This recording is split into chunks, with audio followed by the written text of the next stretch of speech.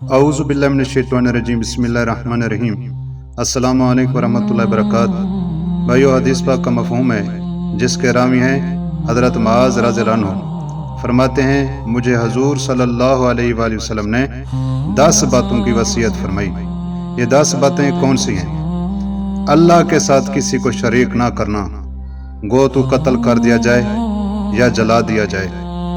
والدین کی نافرمانی نہ کرنا، گو وہ تجھے اس کا حکم کریں کہ بیوی کو چھوڑ دے یا سارا مال خرچ کر دے۔ فرض نماز جان بوجھ کر نہ چھوڑنا، جو شخص فرض نماز جان بوجھ کر چھوڑتا ہے اللہ کا ذمہ اس سے بری ہے۔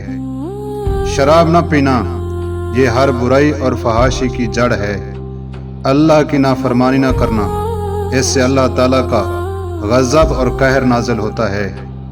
لڑائی میں نہ بھاگنا، چاہے سب ساتھی مر جائیں۔ اگر کسی جگہ وبا پھیل جاوے جیسے طاعون وغیرہ کی تو وہاں سے نہ بھاگنا۔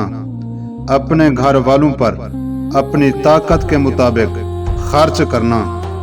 تنبیہ کے واسطے ان پر سے لکڑی نہ ہٹانا۔ اللہ تعالیٰ سے ان کو ڈراتے رہنا۔ یہ وہ 10 وصیتیں تھیں جو حضور صلی اللہ علیہ وآلہ وسلم نے اپنے پیارے صحابی حضرت معاذ رضی اللہ عنہ کو فرمائیں۔